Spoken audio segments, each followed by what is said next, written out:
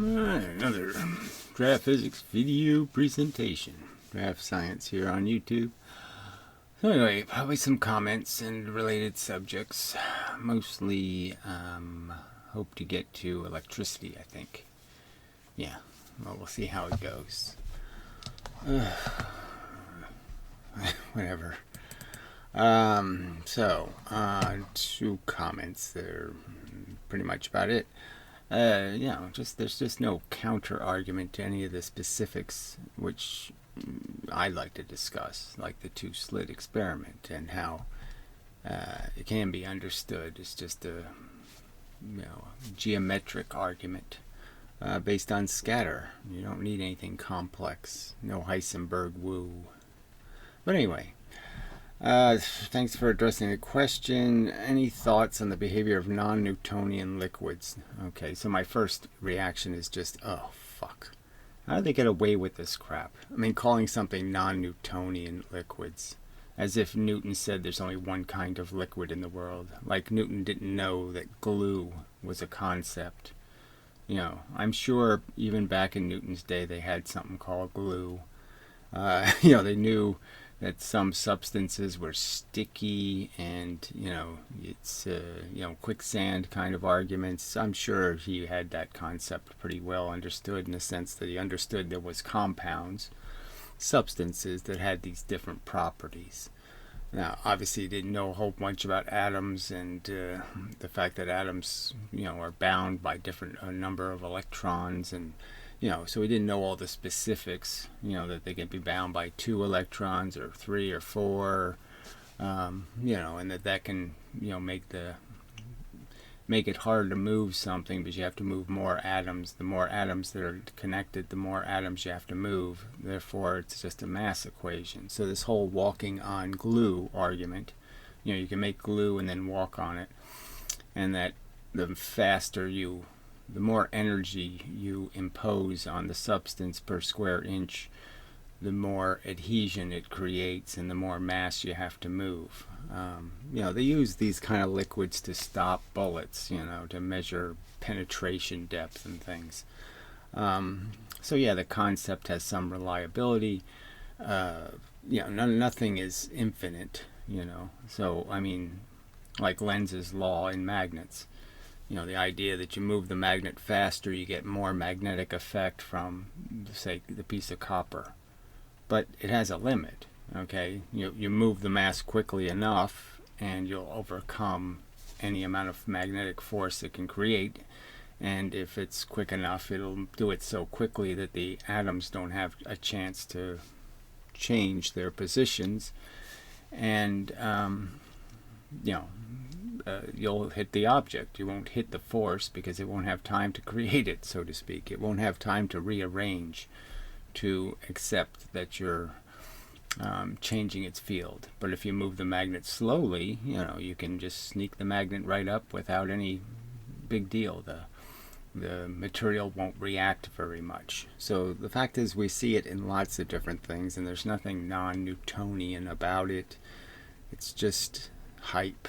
I mean, this is again just their effort to make it all seem like everything has to be explained with a wooey answer and that everything's magic, and it's just not. This is just pulling rabbits out of hats, and there's a trick to it, and it's just understanding the trick. So there's tricks of chemistry that has to do with how atoms stick to each other and the fact that they need, in some circumstances, they need time to do that. And if you compress them quickly enough, they'll exist in states that aren't permanent, but that will work for a while. And those states will mean that when you're stepping in your non-Newtonian liquid, the fact is there is a state change in how the atoms are sticking to each other, and it become more sticky, and it just means that you have to move more matter, okay, to sink. The fact is that takes, that will absorb your weight because it's more matter you're moving, and that's all it is about. It's just about how much of the liquid you have to displace. And if you put your foot in slowly, then you'll have to displace less liquid. But anyway, it's just, it's fine. You want to ask me about what my thoughts are, fine. Those are my thoughts. There's a mechanical, chemical explanation that's based on the adhesion between atoms. And the fact is that atoms are kind of magnetic, and in a sense they're obeying Lenz's law, and in a sense they can only create so much adhesion, and yes, you can overcome it by applying enough force per square inch quickly enough, and they won't be able to do anything about it. But if you lower your 10-ton weight really slowly, you won't slow it down any. It's just like the bullet argument. You move the bullet through the jello slowly, okay, you take its energy and make it over a longer period of time. I mean, energy is about time and velocity. Velocity is all about a time equation. So you apply the momentum slower, and the jello won't do anything, okay? But you do it quickly, and the jello resists and applies more friction. That's all it is. But anyway, and the friction is just having to move more atoms. All right, so Zohar. I knew about Zohar making a video, and I didn't really say anything about it because, it's nice to have somebody who's defending my theory and is interested and all that kind of stuff. But this video really isn't, and it's not like he's retaking what I'm arguing and doing something better to it, improving it in terms of the presentation of the material, my opinion. And so there's not much value, just redoing what I'm doing, not much better than I'm doing it. But anyway, nice try anyway. So he says, have you seen my latest physics video about magnetism? I talk about your force-bit theory the whole time. Well, it seems like your whole understanding is sort of based on the seeds I have provided. So I don't see anything. I mean, clearly my whole theory is completely different than the conventional one. So you can't present on any subject. It's going to be completely different. I mean, it's really doesn't have any of the same pieces at all. I mean, from their diagram of how an atom works to their diagram of charge and magnetism and everything else, I mean, there's just no similarities at all. So, I mean, you really can't reference one of those subjects in a way I'm going to find believable or realistic unless it's completely mine. Because there's nobody else has done it right first. I mean, if there was somebody else who had done it first and said it the right way, then maybe we could have this argument. But it's really, it's all me, frankly. I don't have anywhere. I can't point to some video somewhere else where somebody's getting a clue somewhere. Even the Hilsters, at least they got the particle right, in the sense of a particle theory, but it's loop-de-doo nonsense when they decided to do their whatever double gravity thing, or whatever double electron, twice the speed of light squared force. I mean, that was just really missing the boat. So you say it's about magnetism. I think you end up talking about gravity and the weight. They're just really not the same subject at all. And so some of this wasn't even, up to current speed.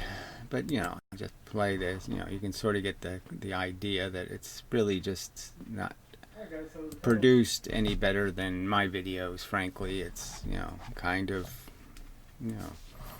and so I don't see the print. The drawings aren't even clear, or your rounds aren't very round. I don't know. It's all with the same stuff I've been talking about, but not necessarily 100% correct. And so I guess I'll point out one. I mean, the gravity theory has changed. I mean, it's I've changed it. For a good cause. It needed improvement, and I improved it. So I guess I might as well just slide this over because I don't think I need any other superfluous material to do this. 2 plus these. Anyway, clank. So the new feature was the idea of what's the definition of momentum. So whether you have an electron or a proton, the idea is, yes, there's two forces, okay, to match the two pieces of matter, and that a proton and electron put together, is basically the neutron. So, that's all there is. The rest, the positron, the neutrinos, all the rest of these fantasy particles are just that, fantasy particles. These are the real players. They create the real important feature, which is charge. And they do that because there are complementary two forces to match the two kinds of matter. And there's just two kinds of interactions. And I've sort of been over that the difference is giving something momentum and not giving it momentum. So when a force bit of the same type as an electron hits an electron, the idea is it sticks to it, okay, however you want to think of that. It is possessed by it. It lives with it, okay, and the two roll together. So it's like a pool ball. A small one hits a big one, and the rule is they roll together. This one pushes the big one, and it rolls, and it just rolls slower, okay? So it rolls. This is moving the speed of light. This goes less than the speed of light as it's rolling, and so it rolls to a new position, okay? So now it's here. All right, so we can erase this. And we can put the little dot here. So we'll get rid of that too since we're at it. And so now it's at this new position, okay? And what has taken place by it doing that is that a force that was in the universe that was moving the speed of light now moved from this position to this position slower than the speed of light. Because it had to push this piece of matter. It had to put it in a new position. And to do that, it lost momentum. So if you measured length as momentum, it lost some momentum. So the universe lost a little bit of energy. So if something's doing that, then obviously the force doesn't get where it was going at the same speed. It gets there later. And the laterness means the car drove slower, however you want to look at it. I mean, if the guy drives 30 miles an hour and uses less gas to get there, it's less energy in the universe. So that an object like an Earth that would have a bunch of these events happening inside of it, that is, every time an electron moves from a new position to another position, or a proton moves from one position to another position, that's an absorption of energy. So energy force that was moving the speed of light going in doesn't exactly move the speed of light while it's inside, because it's spending some time moving these heavier pieces of matter, and in doing that, less comes out. Okay, so you had C coming in, you have minus C, something less than C coming out. And so there's your gravity equation.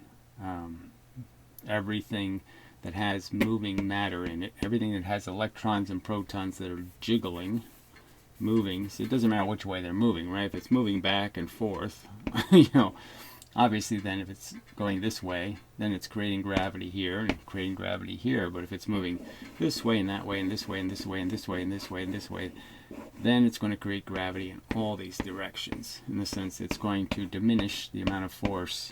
A certain amount of force came in and less force is coming out. And that's gravity. And it's a tiny force. In the sense you could sort of understand that it's a small reduction in the speed, and it's a small amount of distance, and it's a small, it's all small. But it's real. You add up enough of these electrons and protons, like the size of the Earth, and you end up with a pretty strong deficit in the force, 10 meters per second for every single one of my atoms. Every single one of my atoms is experiencing 10 meters per second over time.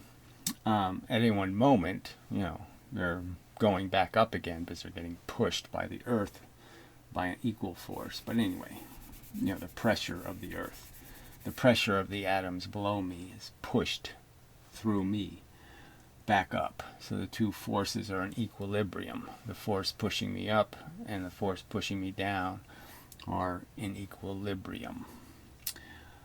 So anyway, so that's, you know, it's not just this simple shadow idea. It's a little more complicated. The shadow absorbs energy is the key to it. To make the shadow, you're really making the shadow out of a reduction in the momentum of the force.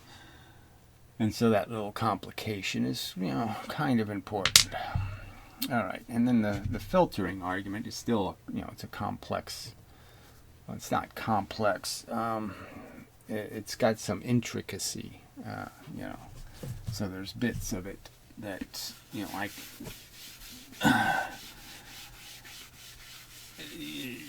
the ball has to bounce in a few directions, so, you know, but the simple idea that it's a filter works too good. So that's kind of, in my opinion, kind of obvious that this is how charge works. But the thing to understand is that, see, they keep turning charge into this field thing, and I keep arguing about the straight line thing. So that's sort of what I want to get to. Is so the idea is you have protons and electrons. Let's just make the electron pink for this one, and proton will make blue. And the two contrary forces. But the idea is if you had a charged system, a plus and a minus, and you run electric current, okay, so let's just say these aren't electrons and protons. Let's just say this is a plus charge, and this is a minus charge. And in this sense, it's a direction of electricity. And then they'll say there's an electric field created. Well, they often do these experiments in a medium. That is, they have an oil in here, and the wires are coming in and out of the oil, and then they spread some grass seed on top of that, or some other kind of thing. So there's always gimmicks to this stuff. And so you have to be careful what you're really seeing. But the idea is they'll draw these lines, okay, you know, lines, and they'll bulge out like this. And, you know, you'll get these eccentric, way out here kind of lines. So put that on the other side also. I suppose I could do that. And all right, so they'll imply that these lines also have a direction and all this kind of stuff. Now, when it's electricity and it's a medium, of course it has a direction, okay? But when we know the direction is the electron pressure, you know, so we know it's this way, okay? We know it's this way, it's this way. It's all going this way in the sense that this is electron pressure you're representing. Now, the truth is this looks like a magnetic field too, you know, it does the same similar kind of thing. And again, the argument is that you sort of have to understand in magnets. See, I could just turn this around and do this as an illustration of magnetism. But the point is that this is a medium. That is, there's electricity that's able to travel these paths. Okay, then you have to understand how did the atoms arrange to make that possible? Because the atoms make pathways for electricity. If I did this in a vacuum, there is no pathways. There is no field lines. The whole thing falls apart as an idea because there won't be any field lines. And the field lines are essentially also representing places where current is going, and that means you're creating a magnetic field. You're creating magnets, essentially. So when you do have a medium, what you're really doing is creating ionic kind of pathways. So let's see, can I fit it in here somewhere? Well, we'll draw a little one over here. Let's say I had a conductor. So this is just a small piece of copper wire, let's say, and I'm running electricity into it. Okay, I guess I do the X for that. So what's I'm arguing is happening is the atoms, as you're pushing these extra electrons through, what you're going to basically do is change the shape of the atom. The atom's going to go from something that was shaped roundish to something that's going to be shaped this way. And being shaped this way, you know, compressed, it would be the other, let's say the other way around. You, just for the sake of argument, you're going to push electrons this way. So these sides are going to become more negative, and this sides are going to become more positive.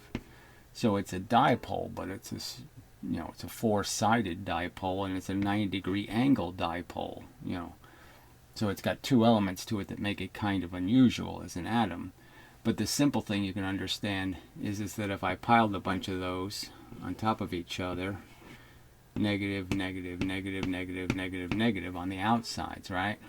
So what is the implication of that if that's happening here? Well, I'll use, since it's red, I'll just use positive, positive. You can understand that the positives will all repel.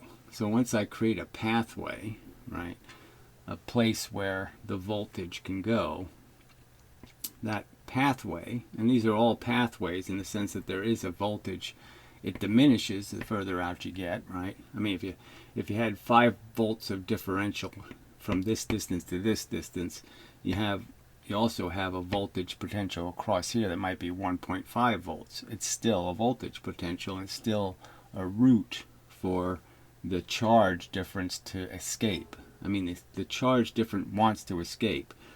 Now, in a medium, it can only create so much of a pathway. This wire can only be a certain size, and the size is dependent on the size of the atoms. So you just think of it as a row of atoms, and so it can only be as thick as the row of atoms, how thick the atoms are.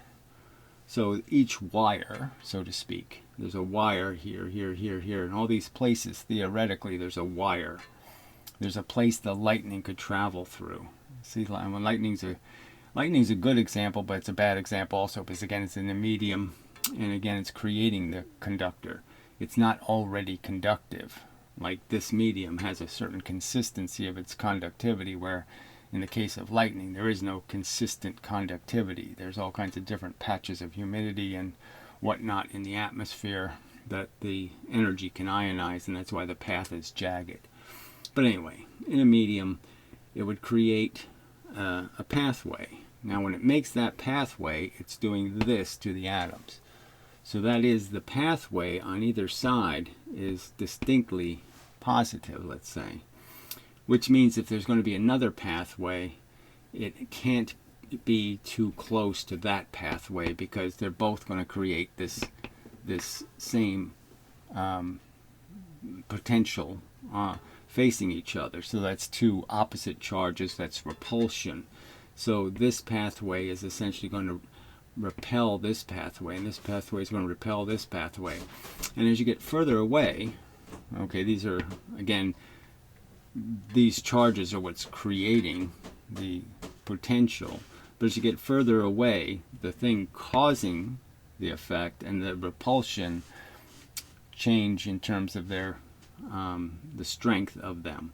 So now it becomes more, the further out you go, the more the diminishment in voltage versus the proximity to the next thing. So the strength of the voltage indicates the straightness of the path, and the repulsion between the electrons, let's say, in this case it's protons, but whatever. The repulsion between this repulsion, the propulsion of being like magnets, essentially. So you're essentially creating similar magnets, and the idea is that those similar magnets repel each other, and the greater the distance you go from the charges that are creating the potential, the weaker that influence versus the influence of having a negative charge. This positive charge gets more strong in terms of an influence on something here, the further it gets away from the cause.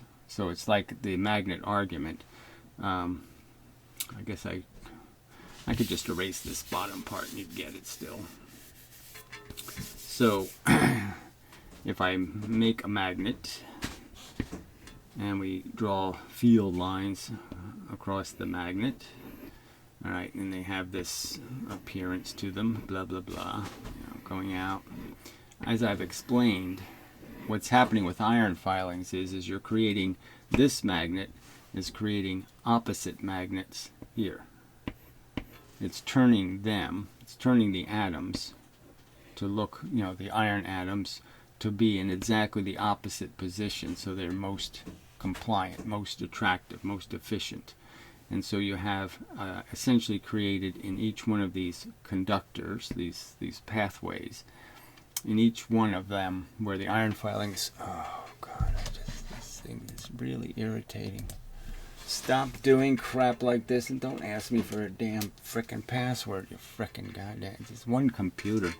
Why do you have to go through all this shit? Why don't they give you the damn operating system and if you want to have security and family and all that crap on it, then you add that crap. The default ought to be, it's my fucking computer. I don't need to sign in. Ugh, I just hate that the whole fucking world is made for families. Families. Assholes who need to, keep their pervert bullshit they're doing, oh, I can't let the wife see what I'm doing on the computer. Anyway. So these magnets it's going to be exactly the opposite, okay, of the alignment of this magnet. The iron filings here are going to line up exactly opposite to this magnet. Now when they do that, that means that this one is also being created by this magnet, and so it's also going to be the opposite. And you can sort of understand that if these were actual magnets, these two would repel each other. They're both attracted to this one, but they're repelling each other, and that's why there are actual lines. There are lines because something in here has to either jump here or jump here. It doesn't have any choices. So these magnets all repel each other and can't be next to each other. So anyway, back to the conductor, the same thing is happening. It's creating a bunch of pathways, that is rows of atoms. Alright, and those rows of atoms are repelling each other as they're carrying current. So they're essentially thrown to the outside of the atom, and they have to be as far away from each other as possible, And so depending on how much voltage you're cramming in and all that kind of stuff, that can be overcome. So the stronger this magnet is, the tighter these field lines will be. And as the further away you get, the influence of this magnet becomes weaker, which means the formation of the next magnet can be much further away because these magnets are the ones that now have more power. This magnet will have more control over the next row than this magnet, and that's why the lines get thicker and thicker as you go further out. And the same is true for cramming amperage and voltage. Amperage means you create more pathways, but they have less potential. That is, they repel each other. They're thinner, okay? They have like fewer pieces of iron, so they're weaker magnets. They're not repelling each other strongly. But then when you put a whole bunch of them, see, and if you have a high voltage, then you might only have one here, one pathway here, one pathway here, one pathway here, one pathway here. And so it's not going to be as effective in terms of creating any magnetic effect. But obviously if I get these pathways all here and they all are doing this, which is creating a force, then obviously I'm going to end up with a magnetic field, around the conductor. And it's going to be a field that's going to be on and off, in the sense it's going to be pink and then blue and then pink and then blue and then pink and then blue and alternate. So anyway, so these are electrical pathways, and it's like lightning. You never see like two lightning bolts right next to each other, right? Because the two conductors, the two lightning bolts would be creating, will repel each other. I guess that's sort of like why lightning sometimes, I guess, forks, and the two paths repel each other.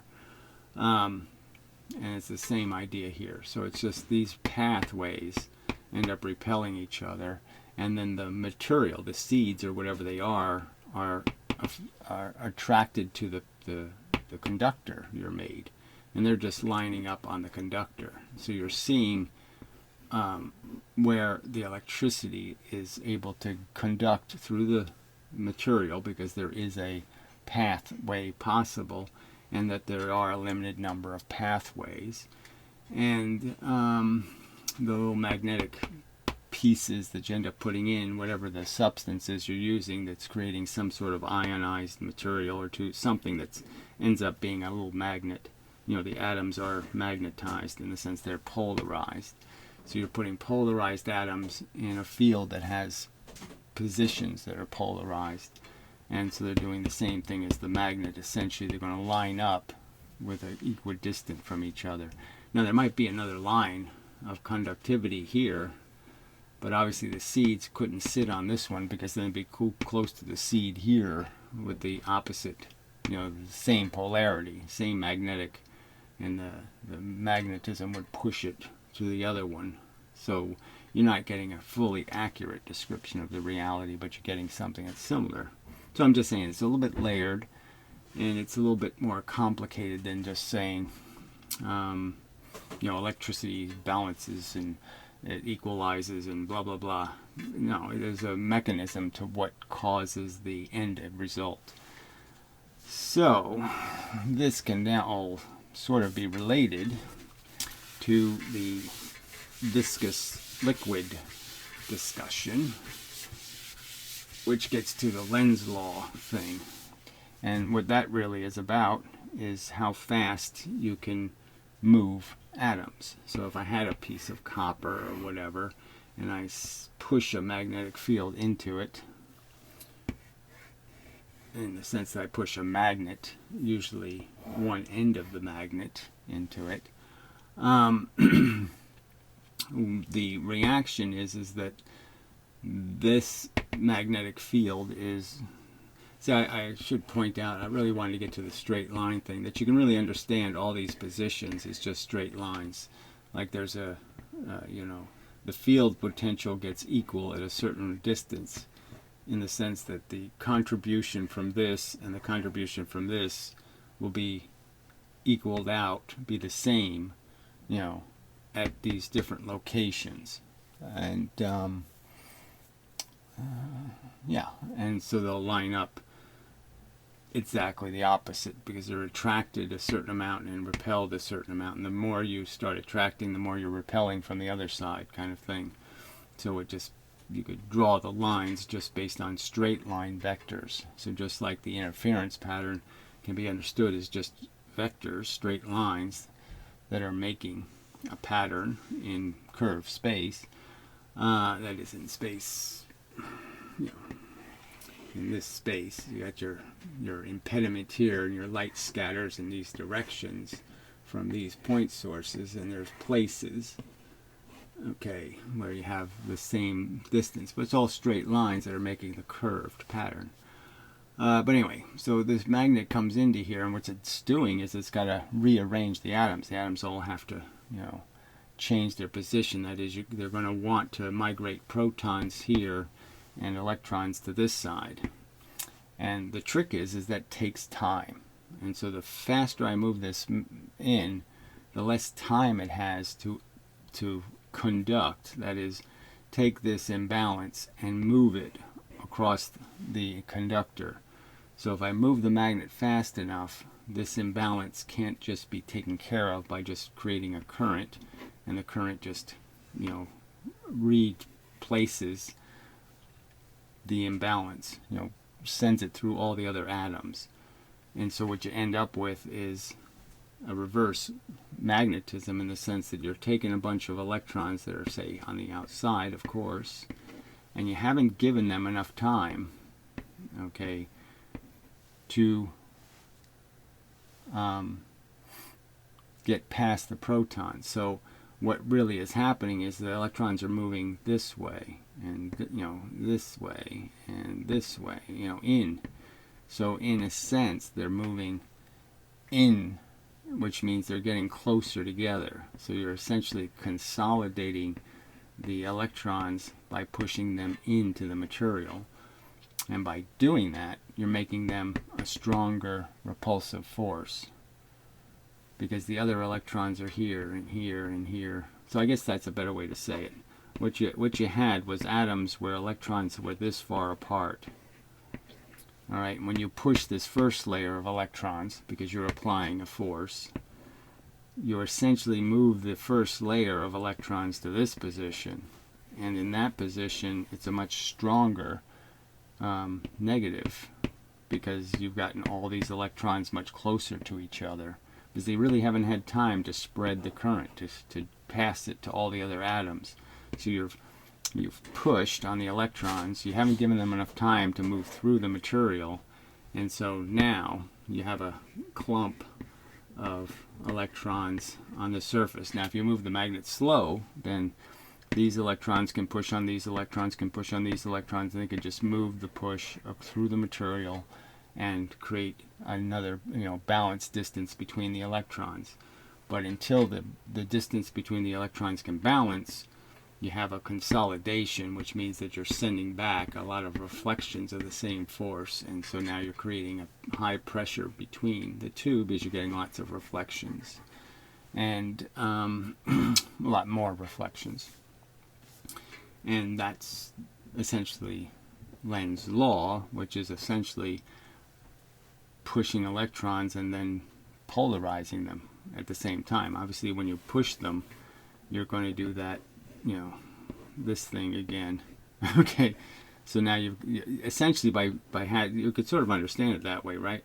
If I had the electrons this far apart and that was balanced in terms of plus and minuses all the way around, if I push the electrons into each other, that's essentially reshaping the atom, right? So I took it from that balanced shape, it could be a square, and I've turned it into a rectangle, okay? And you could even go this way to keep the same dimensions.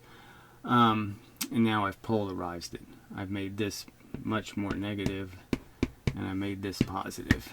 And so I've created a current. So that's what's really happening. You compress the electrons, that ionizes the atoms essentially, and causes electrons to be pushed this way and this way in the case of a current. And obviously if it's going to decide which way it's going to go, right? The current goes one way in the conductor. So when you push, there's obviously already a built-in disposition that the push means electrons tend to go this way, just by right-hand rule. So that's another complexity I don't want to get into, but you can just understand that's the reshaping. So essentially when you're pushing the magnet in, you're polarizing the atoms, and at the same time consolidating the electrons, which means creating more force. And the same is inverse with the protons. It just means you're, instead of pushing the electrons in, you're pulling them out, and so you're just making it fat in the other direction. You're making the atom change shape in the opposite way. Alright, well, anyway. So there is some intricacies to all of this, but yeah. So I would make the distinction that gravity, although it's still made of the same force in the sense that it's still, it's just about the force that applies momentum to both the proton and the electron. So it's not technically a charge function. It's just the function of the fact that there is momentum when an electron force hits an electron, it moves it. When the proton force hits an electron, it doesn't move it, but the force can change direction. And that's the simple two different interaction part that I suppose I could just throw in here just for the sake of finishing the argument, completing it. Alright, so I've sort of done this before, but see, this part you really don't need for gravity, because you can just understand that there's only one part of this scenario that has anything to do with that has anything to do with sorry. The only part of the charge element that matters is the momentum part to gravity. Okay, so here you have two elemental pieces of matter. They don't have any momentum on their own. They always have to be pushed somewhere. The pushers are the elemental forces. There's an elemental force equal or friendly to the proton and a force that's friendly to the electron. And the friendliness is all just based on two kinds of interaction. So if I use the blue one as an example, if a blue bit hits, it sticks.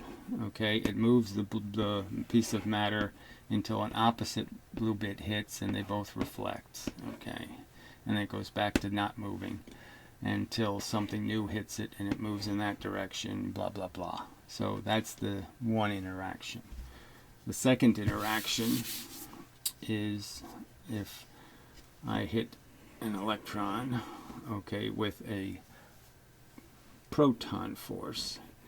It doesn't impose any momentum, and depending on what this thing is doing, it's going to make this happen. That is, the force will leave in one of these perpendicular directions. So it can go in and out this way, left and right, or it can go up and down. It'll take a turn. It'll make a 90-degree turn in the force. And depending on what's going on. So if the object's moving towards, then it would be left. If the object's moving away, then it would be right. And if it comes in sideways, then it just goes straight through. So if it's not moving, and that's the same as coming in sideways, then the force just goes through it. But that's the simple. You have basically two kinds of events that can happen. You impose momentum, you hit it, and you impose momentum, or you hit it, and the force that you hit it with changes direction, or passes through. Oh, that again. Damn it. I gotta turn that shit off. Fucking stupid. Oh, it's such a hassle setting up a computer. Asshole fucking piece of crap. Whoops, wrong button. Yeah, it's not gonna like that. Ugh, fucking piece of shit. I was fucking damn bullshit. Anyway, the default ought to just be the computer stays the fuck on until I tell it to turn the fuck off.